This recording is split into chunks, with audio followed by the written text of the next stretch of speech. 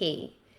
So today we're going to look at how the Ashtanga Yoga primary series is layered in such a way that it actually builds both strength and flexibility. So the 8 key areas are breath control, leg strength and flexibility, endurance, upper body strength, hip mobility, balance and proprioception, core strength, and spinal flexibility. So these are the key 8 areas that we're developing. And within the Ashtanga step-by-step curriculum, you'll notice that each of the sequences, each of the 8 sequences, actually help to develop one of these different key areas. Of course, we'll see how they overlap, and developing breath control initially helps all the way through developing spinal flexibility. But just to restrict our attention to focusing on one thing per step or per sequence, we then see by the end of the sequence, we've developed in all of these 8 key areas. And the reason I put breath control first and foremost is really because often when we go to normal lead classes, we just move through the postures without really noticing how breath control actually changes the way that we're moving. So before we begin, we always have a few minutes of pranayama, whether it's just 12 focused breaths or it's actually going into Anulom Vilom or working the 3 parts of the breath. Whatever we're doing is actually in service of this idea that if we can sharpen the knife, then we can use it to cut down the tree much easier. And the sharpening of the knife comes in with controlling our breath and learning how to regulate it. So Ujjayi breathing is kind of the foundation.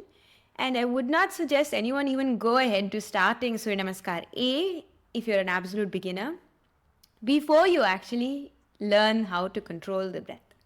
And when you learn how to control the breath, then the postures also start to open up and you feel a little bit better after the practice instead of just pushing yourself through the rest of the practice. Next comes leg strength and flexibility. Now, leg strength starts off even in the Surya Namaskars, but the first 2 positions we learn are the 2 forward folds, Padangushtasana and Padahastasana. And these essentially introduce the idea that we need to open up our hamstrings through forward folds and also gain a sense of awareness of our muscles, our quadricep muscles, and learn how to work these strong legs in order to work the spine. Now, all of these forward folds obviously have both the upper body and the lower body involved, but the primary focus of that first sequence is just to be able to do your Surya Namaskars with a sense of strength. And when you come to the Padangushtasana, Padahastasana section, you'll notice, okay, I'm able to do these 2 forward folds, not just relying on my hamstring flexibility, but I'm actually using strength as well. So we work to understand strength and flexibility right at the very beginning when we're doing our fundamental sequence. But even if you've been practicing for a long time now, the foundational sequence we do every single class. And the reason is that we train the breath through the Surya Namaskar A's, then we come into your leg strength and flexibility, learning how to do your forward folds with a lot of strength. Now, the third thing is endurance. And this, if you notice in the 8 sequences, this is called Fundamentals 3, where it introduces your Surya Namaskar B sequence. Surya Namaskar B is harder than Surya Namaskar A for the reason that it improves your cardiovascular fitness, because you need to have cardiovascular stamina in order to be able to come into Warrior 1, come back, do a vinyasa, come into Warrior 1 again on the left side, come back into a vinyasa. And doing that in itself requires a lot of endurance in your body. So when we introduce Surya Namaskar B in your practice, what we're really trying to do here is build your endurance. When we can build your endurance very early on, later when you come, you finish half primary series and you're moving into full primary series, what we really need is we need that kind of stamina, that ability to tap into our breaths, to tap into, just focusing on our muscles and derive more strength and derive more ability to stay in strength without like flopping down. And we'll see a few examples of when this actually happens later on. But breath control, then we work on your forward folds, Padangushtasana, Padahastasana, adding a few poses in the fundamental sequence that really develop, like Parshva Konasana or triangle pose, all of these that develop that kind of strength and flexibility in your hamstrings and your quads. And then we came to Surya Namaskar B, which is adding cardiovascular stamina into the mix.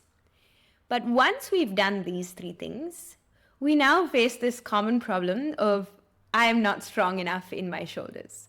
A lot of women face this, and a lot of women tell me I'm just not strong enough in my shoulders, so tell me what I can do to strengthen my shoulders.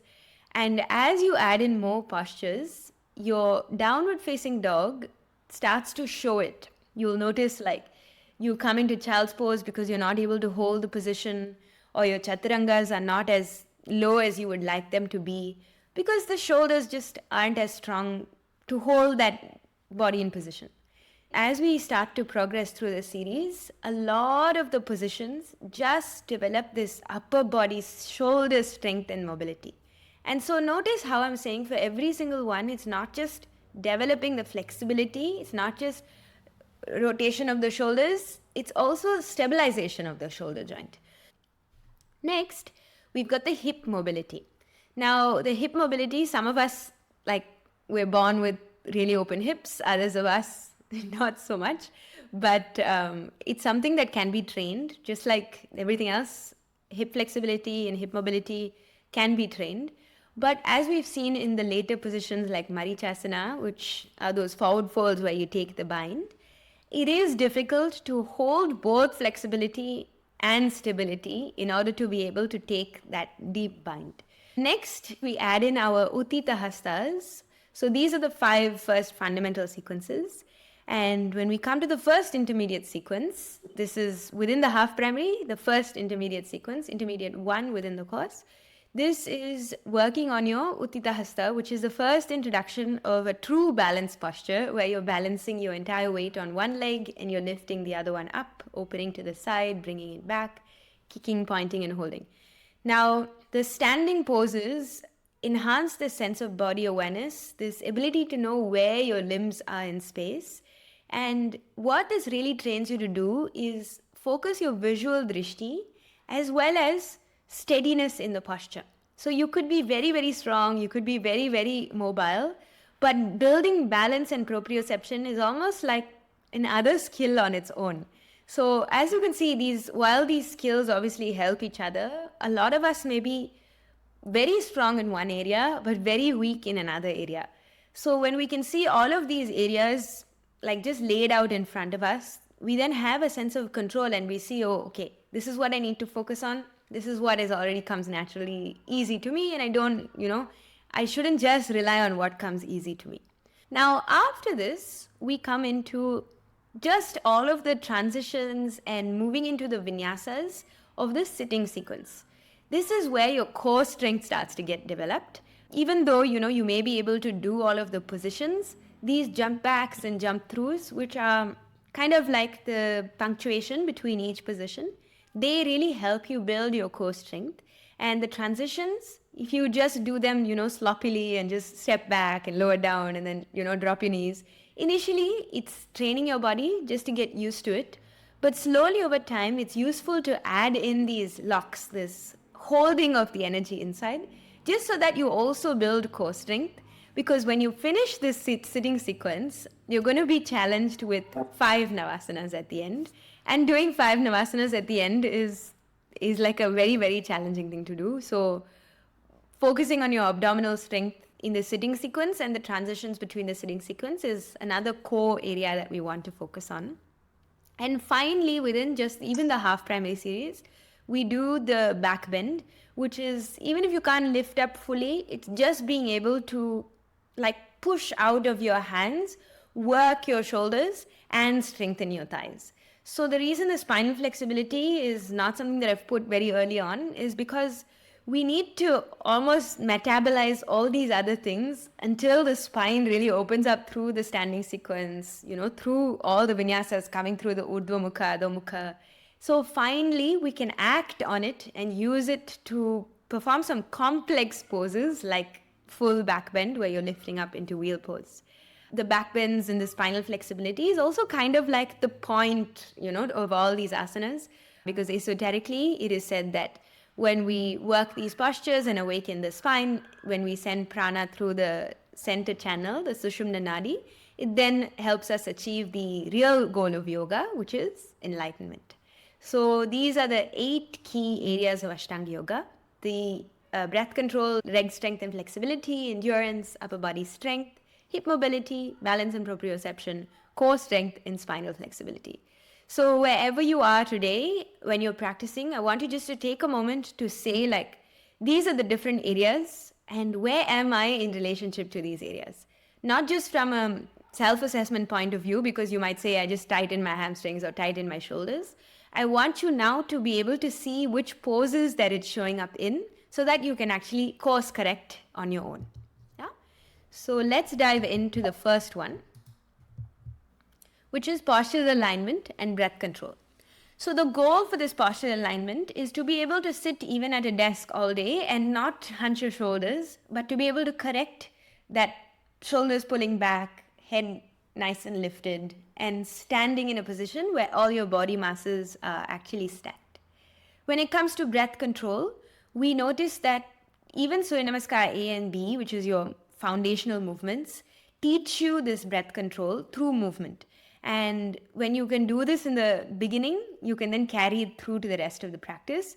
But if you miss it in the beginning, you could go through a whole practice, feel like you've done 1 hour, 15 minutes of movement, and like nothing to show for it. Nothing to show for it, meaning like at the end of the practice, you don't feel that sense of calm, that sense of like mind-body connection. That's the thing that we're kind of looking for, right, in our practices.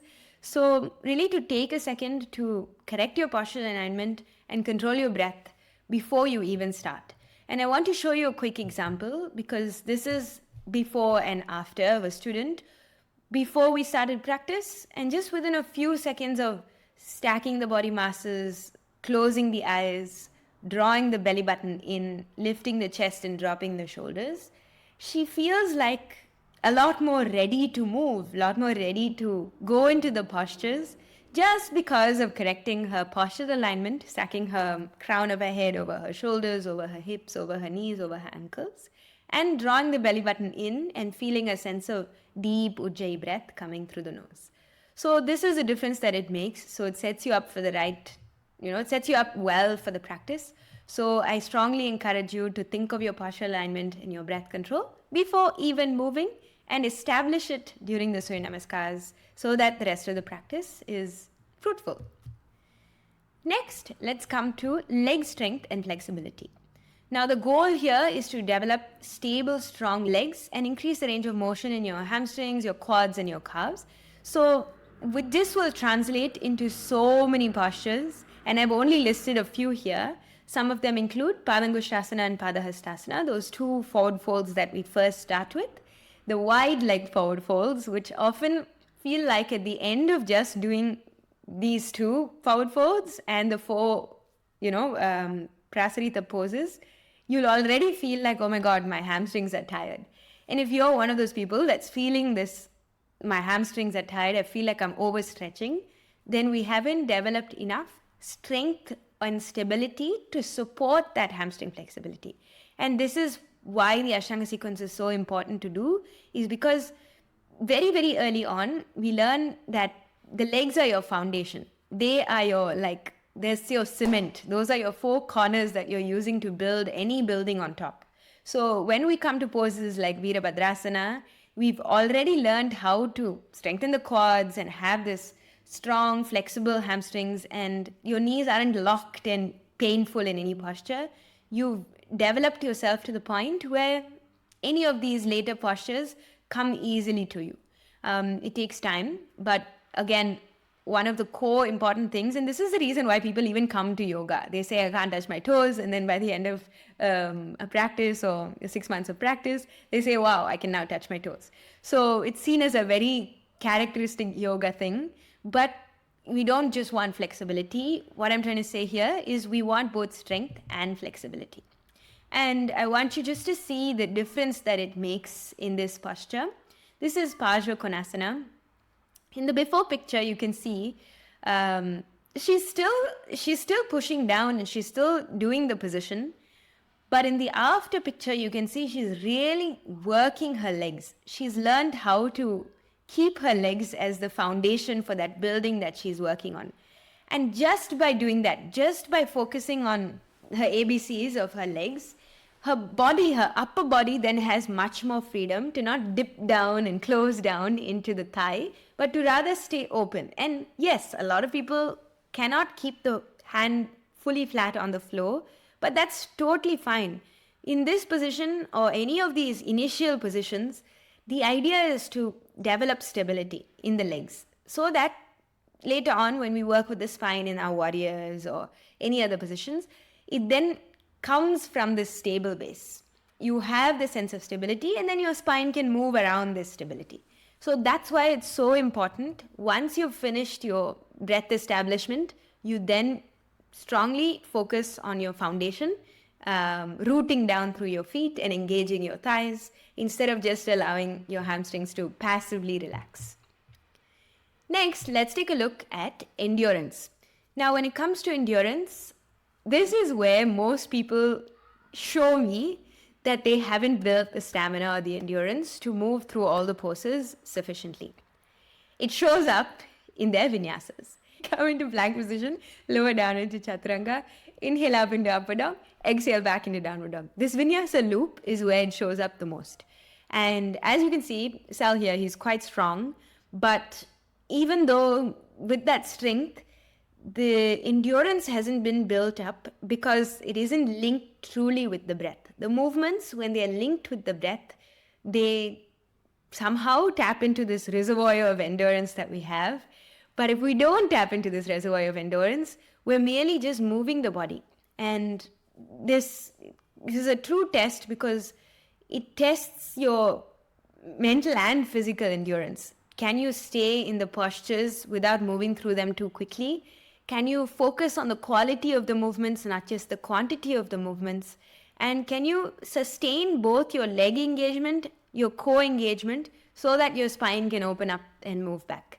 So it's not just a physical thing of I'm not able to go down and come up and move back into the loop seamlessly. It's also, do I have the mental endurance to stay on the mat? Do I have the endurance to take this boring practice that's the same damn thing every day and not feel bored with it and not feel like, I need more variety? So this is the true endurance that maybe this is a weakness of yours, regardless of how strong you are in the other areas. But just to notice, where is my mental and physical endurance lapsing in the sequence? And to just make a note and journal about it. And slowly with time, by tapping into the reservoir of the breath, you'll notice that it starts to get better and better. Awesome. Now we're going to come to the next one, which is your shoulder and your upper body engagement. Now, your shoulder mobility, like I said, is not just your ability to go really deep into, let's say, Prasarita C, which is your wide leg forward fold. It's also the stabilization around the joint, and learning to control the shoulders is so important because one of the biggest injuries that we see in Ashtanga is people like having issues with their shoulders because they're not doing Chaturanga right. So as a foundation, as you can see, the Chaturanga is your absolute foundation. If you can begin to lower down a little bit less and rather focus on thinking of a little tissue between your armpits and squeezing back and down, that itself will build the stabilizer muscles that are required to sustain this shoulder and upper body engagement through the deeper poses. So first we build the foundation using Chaturanga Dandasana in your Surya Namaskars. And then we come to Prasarita C, which is kind of the first shoulder-centric movement in the standing sequence. So even in opening postures like Prasarita C, we want to bring in or invite in the stabilizing effect that we learn in the next posture, which is Purvottanasana. When it comes to Purvottanasana, this is a position in the sitting sequence actually. This will then give you the ability to push down through your fingertips, rise up with your chest, and not feel like your hips are really low. So when your hips are really low in the position, you know that you haven't fully learned this skill. So when you're opening up the shoulders itself, we start to invite in elements of this stabilization so that by the time we come to Purvattanasana, which is the upward facing plank, your shoulders are strong enough and your triceps are working and your chest is lifting up towards the sky. Your fingertips are rooting down. So you feel stable, but you're also opening and you've got a nice foundation through what you've built in the Chaturanga. Now, this is really important to go in this order because by the time you get to Kudkutasana or Bhujapidasana, if you're not doing these postures, don't worry about it. But these are combinations of strength and flexibility. I've seen a lot of people, guys that go to the gym that are very strong, really, really struggle with Bhujapidasana or Kudkutasana because Ashtanga is one of those things that uniquely combines extreme flexibility and extreme strength. And like a lot of the yogic scriptures also tell us that it's being able to balance these dvandvas, these extremes, opposites, and come to a state of equilibrium within these opposites, which is the goal of this asanas. So when it comes to balancing both the strength and the flexibility in your shoulders, poses like Bhujapidasana, which require you to compress and like hold the shoulders in a position, but at the same time open up and use your chest to push into the posture. And so it all stacks on each other beautifully, but over time you see how these all connect together. I'm going to quickly pause if there's any questions before I continue.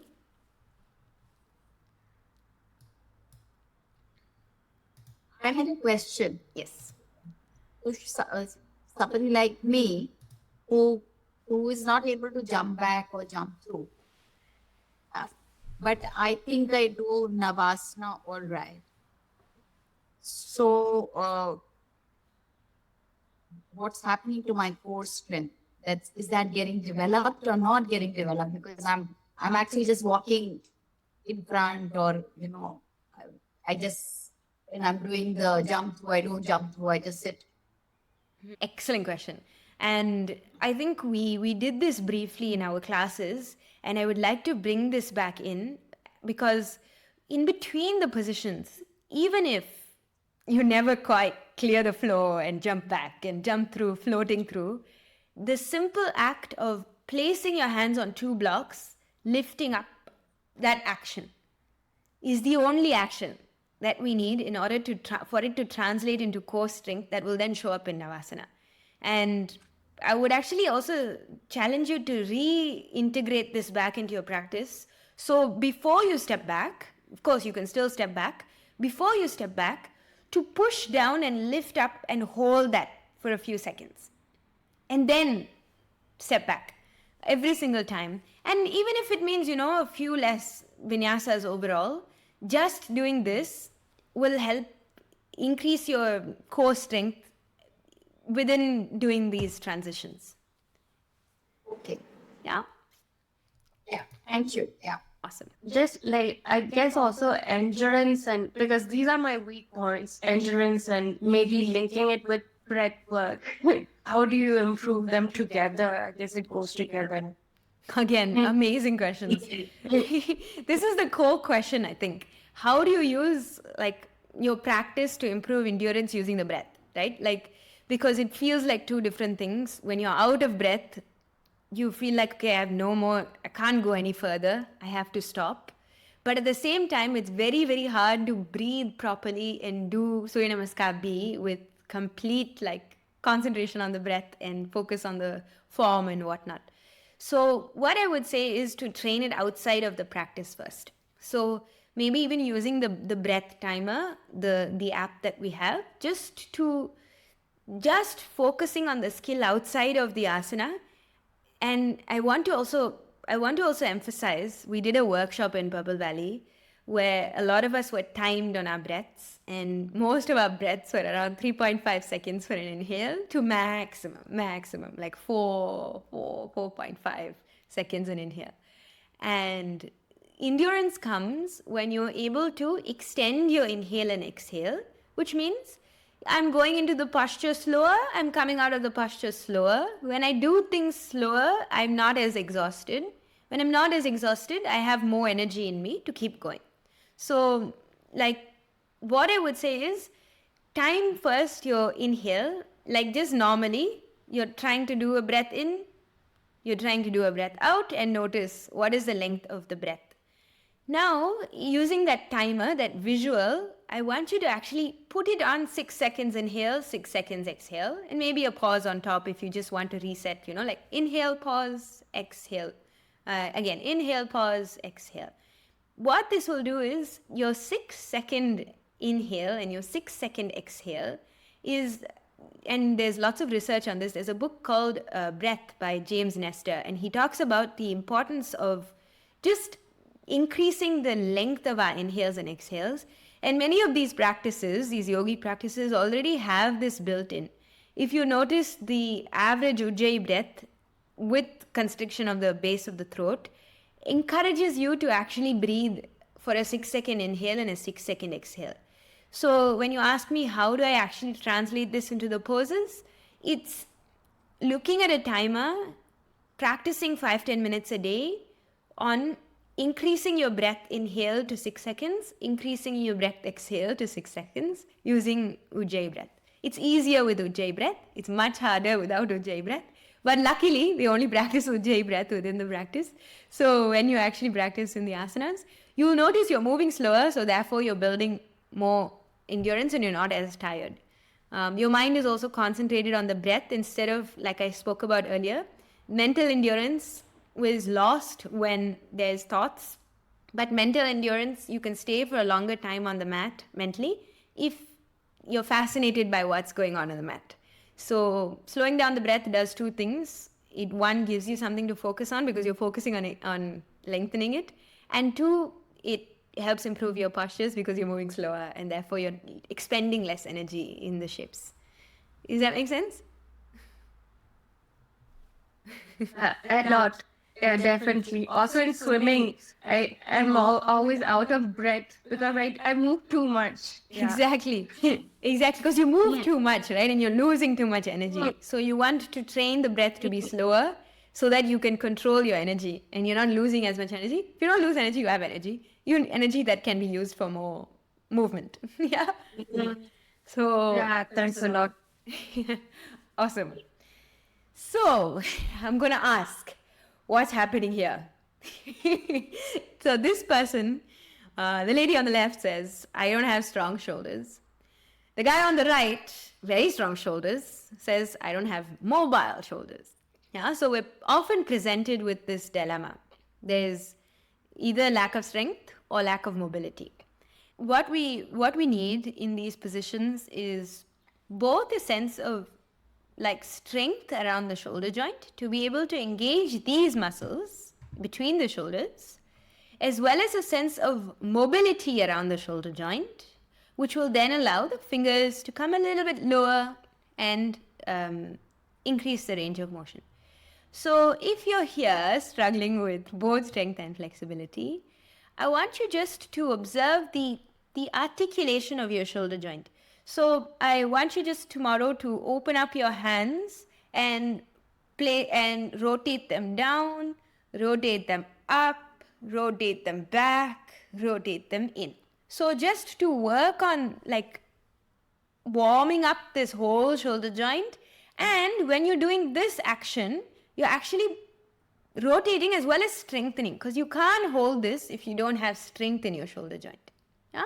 So all the 4 actions. What are the 4 actions again? Once again, you're opening it out.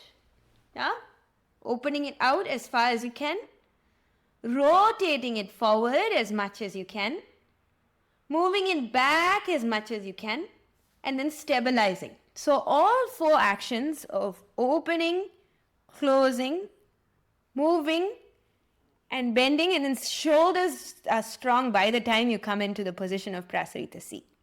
And that's what we kind of want to work on, is entering the postures with more ease, exiting the postures with more ease, so that by the time we in the posture, we don't feel like, why am I not going any further? Because we're making all the attempts to stabilize that shoulder joint and open it. Hip mobility. This is, again, most men that come to me say, I don't have open hips. I need to do some yoga because I'm doing sport or gym and I just have tight groins and inner thighs. Give me some stretches. What can I do, Sushi? And again, the goal is not just to externally rotate and open up the hips as people think, in their heads. It just means I'm opening up, I can do a stretch and I can hold my legs, or I can come into butterfly position and go deep. It feels like external rotation is the goal, but what we want is overall freedom in the hip joint, not just like my hips are closed or my hips are open. We want to increase your overall freedom in the joint. Yeah. So in the primary series, even Ardha Baddha Padmottanasana, which is the half-bound lotus seated forward fold, this is again introduced only later on in the sequence for the reason that we need to be able to first establish how this hip joint works, how far you can move it and how far back you can scale it back to have control over it. Then when we can do that tilt, we can then see those two things that are sticking out, the femur bones that are sticking out from the hip joint. We can then see how can I control those. The forward and backward movement of the hip girdle is much easier to establish for most people than the femur bones turning in or the femur bones turning out. The femur bone is your thigh bone, turning in or turning out. The hip mobility is both of those things. It's the socket as well as the bone. And I want to say this, like I've said this before, but I'll say it again. Not everyone can achieve a full lotus. It's just the orientation of the way that your bone is aligned into your hip socket. Maybe you can never do it, but that's not the goal. The goal is just overall more freedom. And it shows up in the primary series many times because once we've developed stability in the legs, we've actually worked on all of these other aspects of opening up the shoulders and finding that sense of strength.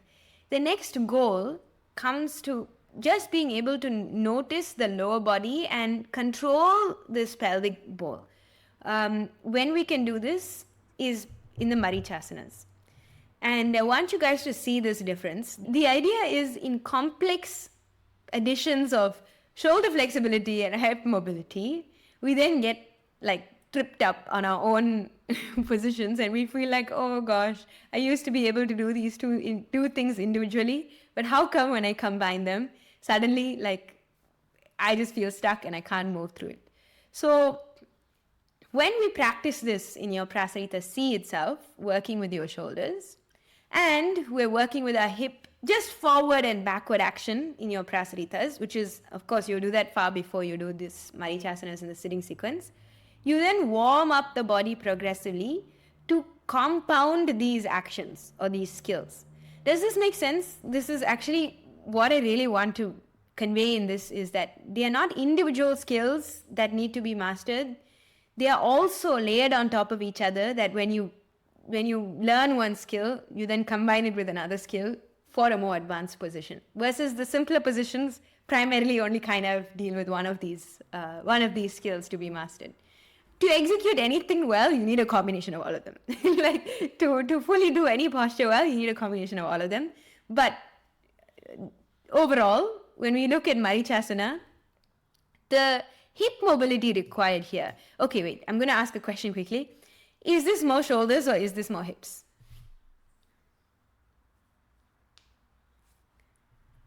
For me, I feel it's more shoulders. Yes. Me too. Yeah. Exactly. Once the foundation has been established, it's way more about the movement of the shoulders in combination with the movement of the hips, which is what's difficult. Now, if I asked you to do the same exact action without the knee up, without the body in that awkward position, and you just trying to do that, you'll be able to do it. You'll be able to take your hand back, put it behind quite easily. Anyone can do that. But it's the combination of both that is what's challenging. And what is the thing that connects the hips and the shoulders? Fine. Yes, and?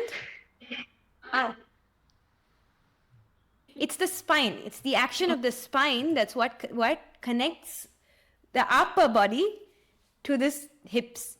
Yeah, so everything else below the lower body, below the hips is the hips problem. Everything above it is the spine's problem.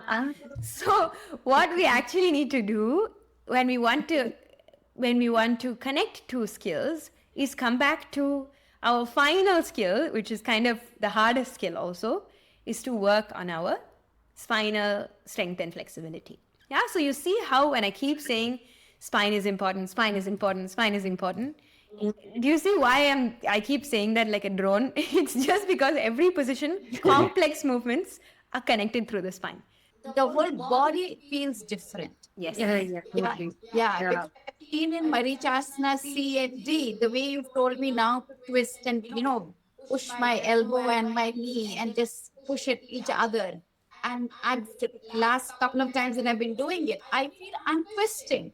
And that twist makes me feel different. So my spine, my whole lower body just feels different. It's also the technique that you've taught, which is enabling. Yes. Just that twist. Because I was up till now doing it, but I was getting no twist. Exactly. So maybe that's exactly the point, Amila. Maybe we have a fixed range of motion with our hips that we can't change. Maybe we'll never get our fingers to the floor in Prasarita and unless we have some kind of rubber that we ingest. Those two things may not happen. Those two magical things may not happen. But in between, what you said is exactly right. What we can do is through technique, through using our breath, using our spine, working with the micro actions, we can improve and find more freedom in our overall range of shoulder and hip mobility, which is what we want, We want to see ourselves making progress and look at all of these areas in front of us and say, okay, I'm not stalling, I'm working on each of these daily and I'm making 1% progress every day. Because otherwise, why would you want to do a practice that's just boring, the same thing every day and doesn't get you anywhere and doesn't make you feel calm either? That's all it is. And it's brilliant because it works. And any one of us, when we apply ourselves to the system, we can see clear before and after. This is you wearing the same shirt, so obviously it's in the same class. And you can see that it's just a matter of technique that creates that difference between the before and the after. So balance and proprioception, the goal is to develop steadiness, coordination, and body awareness. A lot of us until this point in Fundamentals 5 breeze through it. Even if they've never done yoga before, they breeze through the first 5 sequences. And when they get to the intermediate one, they then find and are confronted with balance and proprioception.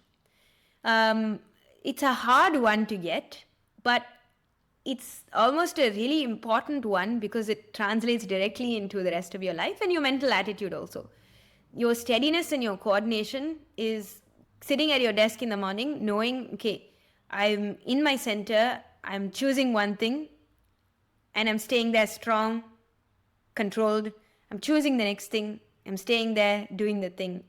It's knowing where your center of gravity is, where you are, and then orienting the rest of your limbs, your body, your life around that sense of balance, around that sense of internal, unmoving, unchanging point of steadiness. And the first one that we learn is Utthita Hasta. Even if you've gone way past Utthita Hasta and you're doing third series, I'm sure you ask everybody who's been practicing for 25 years, they will still tell you Utthita Hasta is a challenging position and they don't get it every single day. The reason is it's one of those, again, combinations of strength, flexibility, balance. Because you need the strength to be able to hold your leg up, of course. You need the flexibility to be able to move forwards or even open up nice and wide. And then you need to add in this layer of balance and proprioception to know where your legs are in space in relationship to your eyes and your gaze. So those two standing balances are really important because they actually help with this exact skill. They check you and they make you pause and they make you do lots of drills because no one gets their Utthita Hasta perfect, right off the bat. No one. It takes time. Yeah, so But if you can get it here in your standing positions, it then comes into your closing sequence where you're doing your headstand, which is also balancing your body masses. But this time you're balancing on your crown of your head and your arms instead of your feet. And it translates into your advanced balancing postures, like your transition through Bakasana, where your entire body weight is just on both your hands, or any of the later, arm balance sequences that you see second, third series. But we won't concern ourselves with all of that.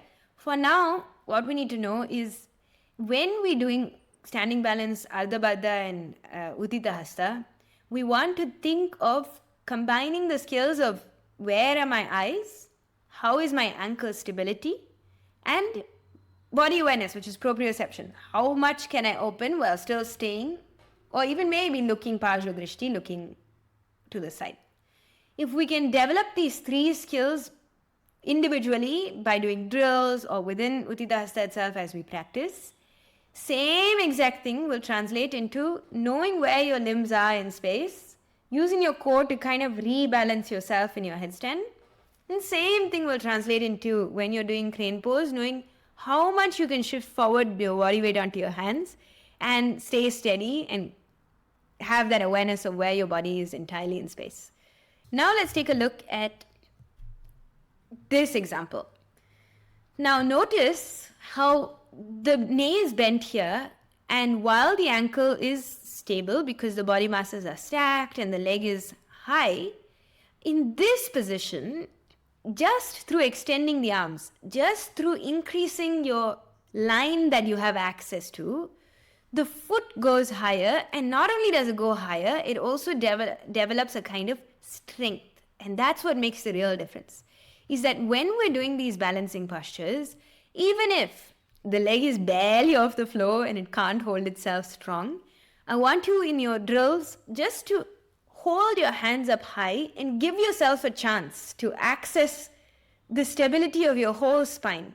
If you cut it off, which is what we do traditionally in the position, we then have to use just our leg strength to push the leg up. But now if we can access that same leg strength from higher up or from deeper through the thigh instead of just pulling up the toes, our posture starts to change and our balance becomes a sense of I'm stacking from my fingertips all the way to my toes. I'm not cutting myself off and only trying to balance the head and my eyes in this position. So I want you just to try this at home. When you're doing Uttita Hasta, go against a wall, put your toes on the wall, and then try just placing your hands on the wall, kicking up to the wall and seeing where does it touch on the wall. Then lower your hands, lift your hands all the way up and come into this after position, and then see if there's a little bit of height difference in just increasing, your access to your own spine, and all the way through to your fingertips. Next, once we've finished all of these standing postures, is being able to control all your transitions and have postural integrity through core strength and stability. In the primary series, the hardest positions or the true tests of your core strength are board position or Navasana, Bhujapirasana, where you cross your legs if you're doing full primary series, and all of the transitions where you have that sense of strength and stability to jump back and jump through. Now, this is really important because what we're doing now is not just limiting our scope to say this is all I ever need to do, but to just see what is the roadmap that Ashtanga gives you, is that you layer the primary series foundations of core strength and stability, and in your second series you're doing full arm balances where you intensely engage your core all the way to the point where you're like balancing on your arms and coming into lotus position and controlling your descent and lifting your legs back up and holding all of this stability in your shoulders while doing that. So if your primary series is strong, bottom line, if you have a strong core and you're stable and you can hold positions for a long time, all of these other postures start to get unlocked when you progress later on. So don't think of it as aimless to just sit and do Navasana and you say, oh yeah, okay, this is feels like a HIIT or like a gym class. I want to do like asana itself. just know that doing those navasanas for 3 times or 5 times or how many ever times you are really, really helps you build your core strength. And as women, this is actually one of the key things, again, that we lack and we can use a little bit more of, because it helps. It reduces our pain during our periods. It gets us a lot more strong to pick up things and do things in the day. And it also provides us a sense of stability, a sense of partial integrity, so that when we stand, we feel a sense of like strength and steadiness. And we know that our body is supported, like our body weight isn't unequally stacked. It's centered around this core stability. And you'll notice even when a person stands, like I want you to start observing this actually. Even when a person stands, you can tell if they've got like core strength and they've developed it, or they're just ignoring core strength in their lives, because the way that they're supporting their own body weight will show you if this core is being activated or not. Finally, this is the most important one: spinal flexibility and strength. It's not just lifting up into a beautiful back bend. It's actually strengthening and mobilizing the spine in these different actions. So the first action where we work with our spinal flexibility is in Ekam to Dve. Yeah, so Ekam, inhale, opening up; Dve, exhale, folding forward. So these are two counter actions of the spine. But like we just talked about, there's a third action of the spine, which is moving it, twisting it. Yeah? Have I missed any other movements of the spine? Or are these are the ones? Yeah? Foundationally, you can move forward, you can back bend, you can move to this side. Now, these are, like I said, the earlier positions only require you to master those foundational skills: forward folds, back bends, twists.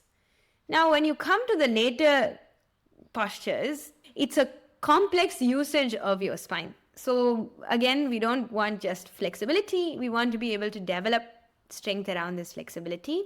And we learn this progressively through the practice.